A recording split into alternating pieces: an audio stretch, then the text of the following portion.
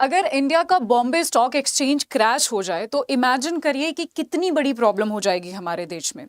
इसी तरह की एक न्यूज़ अभी रिसेंटली सामने आई है, वो जो कि है क्रिप्टो क्रैश की।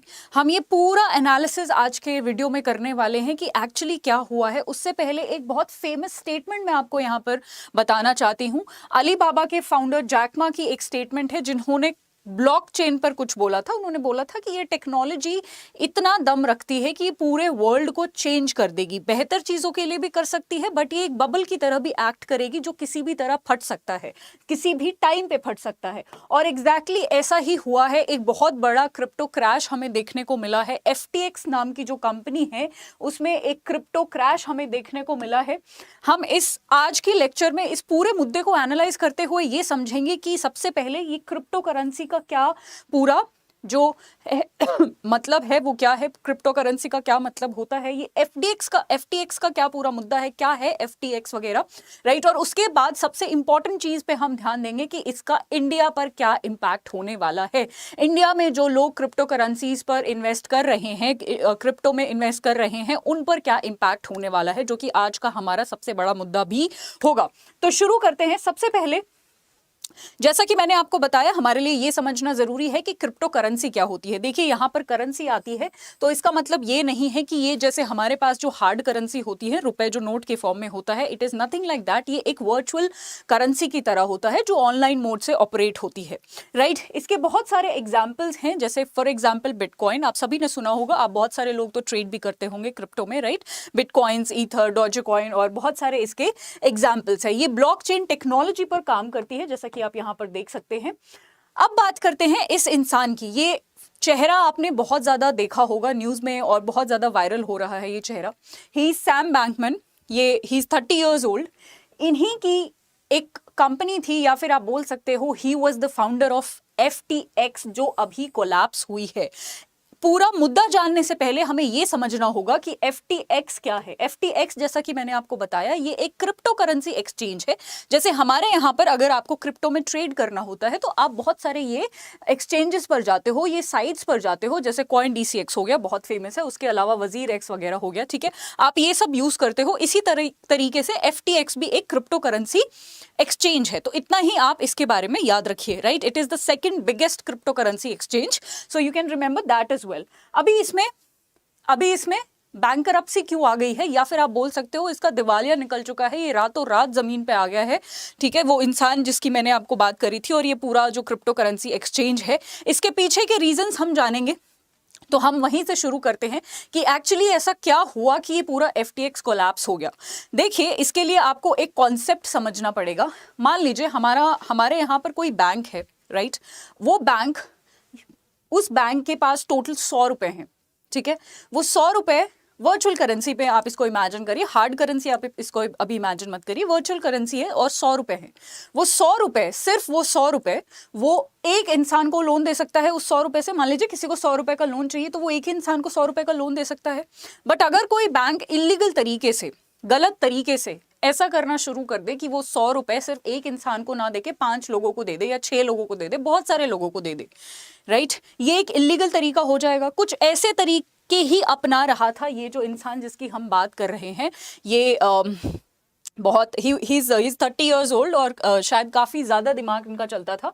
तो ये एग्जैक्टली यही तरीका अपना रहे थे। इन्होंने अपने टोकन्स निकाले, FTX के टोकन्स निकाले, जिनको हम FTT बोलते हैं। उस टोकन को एक इंसान को देने के बजाय सेम टोकन को इन्होंने बहुत सारे लोगों को दे दिया। अब इस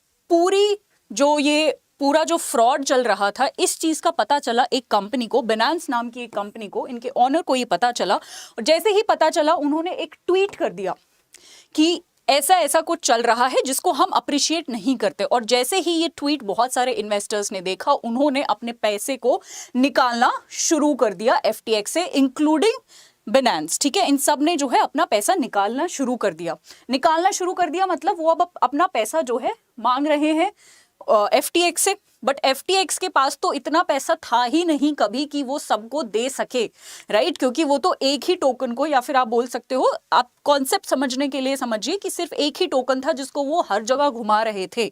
अब जब सब उनसे अपना पैसा वापस मांगेंगे तो वो कहाँ से देंगे?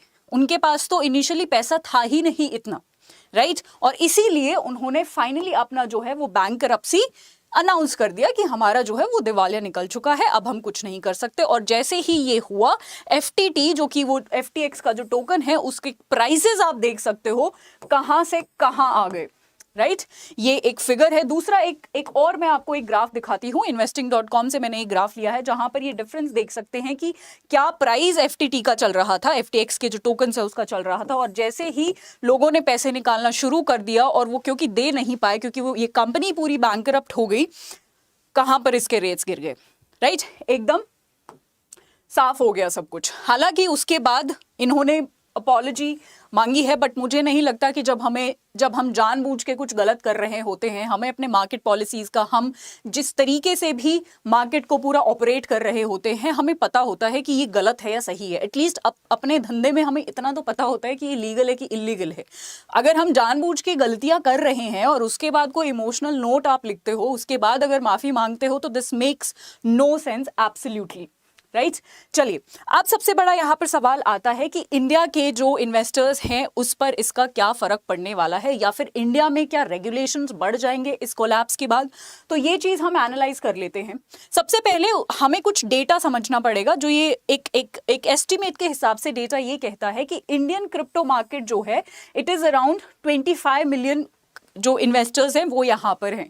और डेफिनेटली ये जो पूरा क्रैश है ये हमारे कंट्री में भी इम्पैक्ट करने वाला है। एक रिपल इफेक्ट होता है उसके थ्रू, मतलब सिर्फ FTX के जो या फिर FTT के जो भी क्रिप्टोज थे या जो भी टोकन्स थे, सिर्फ वही उन्हीं का रेट क्रैश नहीं हुआ है, फॉल नहीं हुआ है, बल्कि जो और भी क्रिप्टो करेंसीज थी, फॉर एग्जांपल बिटकॉइन वगैरह, उनके भी जो बेसिकली आप बोल सकते हो रेट्स हैं वो क्रैश हुए हैं या फिर फॉल हुए हैं, राइट। यहां पर ये आप एक डेटा देख सकते हो, ये नवंबर का ही डेटा है जहां पर ये बताया जा रहा है कि Bitcoin drops to lowest in more than a week. जैसे ही ये न्यूज सामने आई उसके तुरंत बाद बिटकॉइन की वैल्यू भी काफी ज्यादा फॉल कर गई। देखिए, यहां पर आपको ये जानना जरूरी है कि 2022 जो है वो बिटकॉइंस के लिए वैसे भी बहुत अच्छा नहीं था।